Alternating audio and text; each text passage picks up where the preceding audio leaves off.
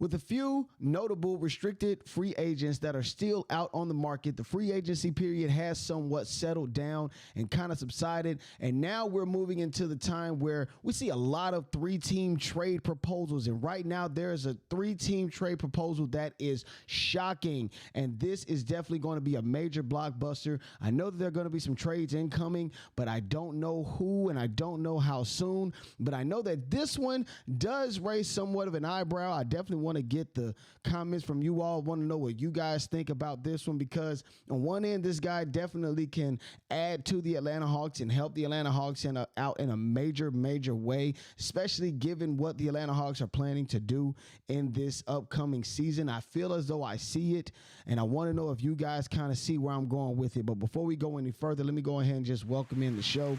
What's going on, everybody? My name is Walter Pollard, and this is Atlanta Hawks Digest. And of course, this happy Thursday, July 17th, is it? Yeah, happy Thursday, July. No, yeah, happy Thursday. Yeah, it's not Friday yet, but it's Friday Eve. You dig what I'm saying? Happy Thursday to everybody. Super dope. Again, going through all of my notes and things of that such. This is a 3-team trade that is definitely going to be interesting. We'll go over all of that. We'll definitely talk about, for sure. I always try to talk about what led the Atlanta Hawks up to this point. You know, I don't want anybody to just assume that we just got all these things, but it's important to point out how the Atlanta Hawks got to this point. But before we go any further, definitely want to thank all of you guys for, watching and subscribing and viewing our content. I definitely appreciate it. The last time I did check the number, we were at 2445. I want to say that went up. I do think we're still in the 2400 range. But definitely would love to get that number up as much as possible.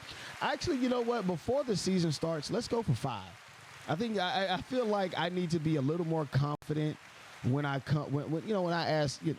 think or project what the number could be. But yeah, let's get it to about 5,000. I think 5,000 would be perfect. Having a good amount of people, viewing us and stuff like that, definitely would love to see that. Now, again, the Hawks off season has been active. You dig what I'm saying? It's been very active. The Atlanta Hawks have, I feel as though, have done their just due. Fortunately, because I've heard some of the people in the comments say that they never wanted to see Landry Fields here. I get it. But the Atlanta Hawks, of course, got rid of Landry Fields, bringing in Onsi Saleh. I want to make sure I'm saying his name correctly. I got to get but Onsi Saleh, bringing him in. It was great to bring him in. And then on top of that, to not only bring him in, but bring in 2 new not coordinators, but front office executives that can definitely help the Atlanta Hawks in analytics and things of that such, as well as, getting somebody to be the vice president of basketball operations. I'm pretty sure they're still looking to probably bring somebody in, but that's another story for another day.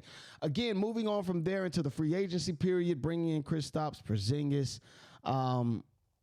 Bringing in Kristaps Porzingis, bringing in Nickeil Alexander-Walker, bringing in Luke Kennard, just bringing all these guys in to help the Atlanta Hawks get to where they want to be. Again, these 3 guys, I do believe, have a very good 3-point percentage all around. I mean, I know that Kristaps Porzingis, I do believe that he is, I want to say, the best 3-point shooting center in the league right now. So that is a major deal. Nickeil Alexander-Walker, again, I don't even need to say what this guy adds to the Hawks. Again, if you watched the playoffs last season and saw how he added to the Timberwolves, I definitely know that he's going to add another spark to the Atlanta Hawks this upcoming season. And then going from that to bringing in Asa Newell in the draft. And the draft in itself was very intricate, be that the Hawks were able to move from the 13th pick to the 23rd pick, moving back 10 spots, giving up that 13th pick for, get this, a 2026 unprotected draft pick, which in essence we're projecting that it could possibly land at the top 4 or 5 draft picks of next season. So the Atlanta Hawks have not only been busy, but they have done an incredible job thus far. And let's not get it twisted. you got Kobe Buffkin going down to the summer league to not only get himself better, but work out some of the kinks due to the fact that the first 2 years of his career he's been injured. And then not only that, you got Jacob Toppin in, who's actually done a very good job in the summer league. You dig what I'm saying? Asa Newell, he just seems as if he's starting to adjust very well to NBA play thus far. I want to say he's averaging about 18. I want to say 18 points. I think like somewhere between 12 to 18 points in the summer league. 50% on 3-pointers. You dig what I'm saying? This guy is definitely going to be something in the NBA, something to watch. And I think that the Atlanta Hawks are definitely moving in the right direction going forward. So now, yeah, of course, we brought up the Summer League. Yes, we brought that up. But again, there are some trade talks that have been circulating that again, I've talked about how Al Horford could possibly be signing or not a trading, but a free agent signing that could come to the Atlanta Hawks. I've seen a couple, because I know my man Chris Tibmore is going to talk about another 3-team trade that would involve Vit Krejci and someone else. So definitely stay tuned for that. But I know, for instance, this situation would definitely be interesting, mainly because the Atlanta Hawks would bring in another piece. You dig what I'm saying? They bring in another piece to fill out what it is that they're looking to possibly do. So the 3-team trade, basically, and I'll give it to you right now, it's between the Atlanta Hawks, the Boston Celtics, and the Sacramento Kings. This 3-team trade would involve Sam Hauser and Terrence Davis. The Atlanta Hawks would, of course, get Sam Hauser and Terrence Davis. The Celtics would receive DeMar DeRozan, Keon Ellis, a 2026 second-round pick, and this is via the Atlanta Hawks, a 2029 second-round pick, that's from the Atlanta Hawks via the Cleveland Cavaliers, and a 2032 second-round pick swap via the Atlanta Hawks. I feel like we're giving up a lot right here, okay? And then the Sacramento Kings would get Anthony Simmons, George Niang, and an unprotected 2027 first-round pick, and that is via the Boston Celtics. And I think that could be really good for the Kings, be that the Celtics are going through, I want to say, a rethinking. I don't want to say a full-on rebuild, but they're definitely rethinking a lot of the people that are on their team. You dig what I'm saying? They have rethought this, if you will, and so that would be a major deal. Let me see if I can pull up. There you go, Sam Hauser. And again, you guys have seen Sam Hauser before, okay?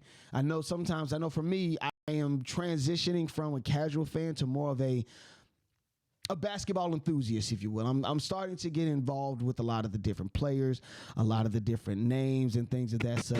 Again, Sam Hauser is definitely somebody that definitely, now what we're getting from Sam Hauser is you got a guy that defensively can lock down whomever the other team is getting hot. You dig what I'm saying? He's going to come off the bench, of course. But how would it be getting somebody to come in and cause some type of disruption? Also, if you're starting on the same lineup would be awesome. I'm not saying have him starter, but listen, the injury bug is a real thing. So that could be something that the Atlanta Hawks should be looking into. Sam Howard is a sharp shooter. He's an elite shooter in the NBA, and that could fill out the Atlanta Hawks roster.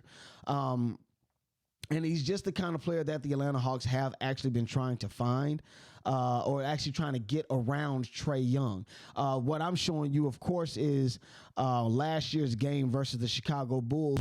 Sam Hauser was able to send up 8 pointers. But again, he's somebody that can go around Trae Young. He's also shape for the game, some momentum to the other.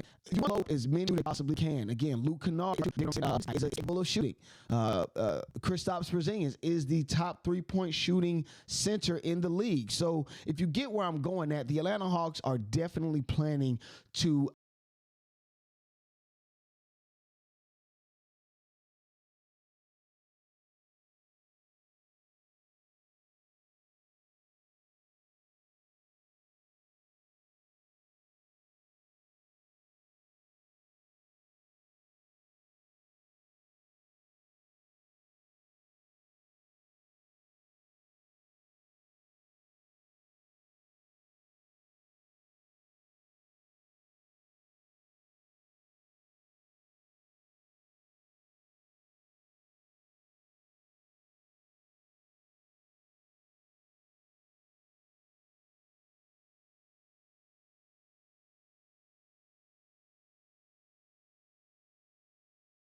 light up the scoreboard with threes, light up the stat line with 3-pointers, because they feel as we've seen it. We saw the Boston Celtics win a championship by volume shooting, by shooting as much as they possibly can and making it tough on the other team to either answer or to create stops on the defensive end. So again, bringing in Sam Hauser would be a good look for the Hawks. I kind of like.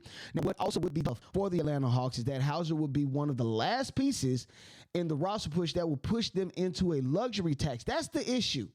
That's the main issue right here, is the luxury tax, which they will not be willing to, you dig what I'm saying, like pay under Tony Ressler.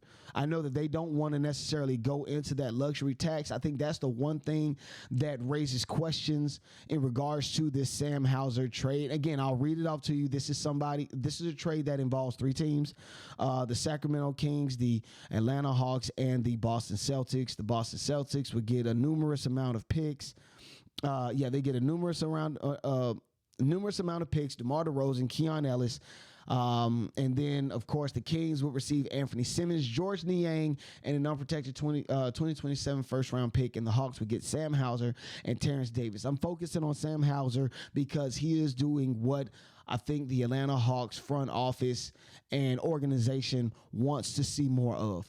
More threes, and they want to see this team definitely get past the play-in round, okay? They definitely want to get past the play-in round and possibly make some noise in the playoffs. With all that being said, I want to know what you guys think. Do you all feel as though this is a good signing or a good trade that the Atlanta Hawks could buy into? You guys let me know in the comments. Let's get a conversation started today. My name is Walter Pollard. This is